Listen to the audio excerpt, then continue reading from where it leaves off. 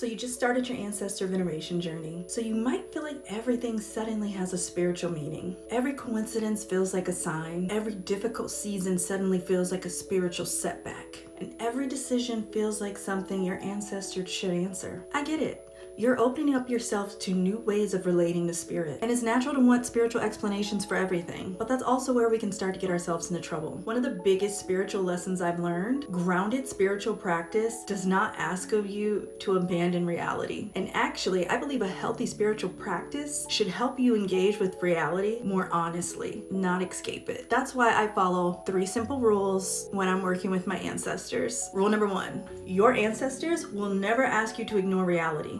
Sometimes the answer to your prayers isn't hidden. Sometimes it's sitting right in front of you. If your car won't start, maybe you shouldn't jump to someone crossed you spiritually. The first step might be maybe the battery's dead. If you're constantly exhausted, before assuming it's a spiritual attack, ask yourself whether you've been sleeping enough. Reality isn't the opposite of spirituality. Reality is one of the places where spirituality works. And I believe the most spiritual thing you can do is deal with the reality that's in front of you. Rule 2, your ancestors will never ask you to refuse appropriate care. Now, this one matters deeply to me. Sometimes people feel like seeking medical care, a therapist, working with a financial advisor, or asking for help somehow means they don't have enough faith. I believe many of our ancestors prayed for access to the resources that we have today, because the reality is many of them were denied it along with their humanity. So why would they ask you to reject it? Professional support and spiritual practice, they don't have to compete.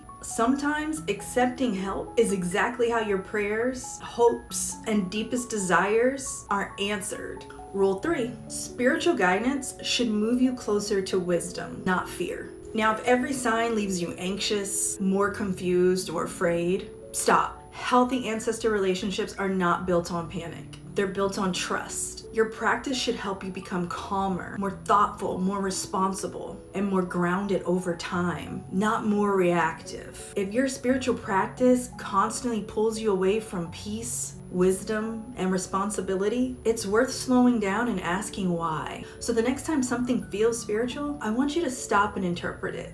Ask yourself 3 questions. What practical explanation should I consider? Is there any real-world action I need to take first? And how might my spiritual practice support me while I take that action?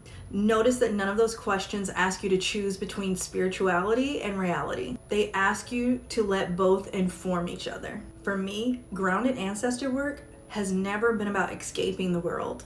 It's about moving through the world with greater vision, greater responsibility, and a deeper relationship with those who came before me. Because I don't believe my ancestors are calling me away from reality. I believe they're helping me live more fully in it.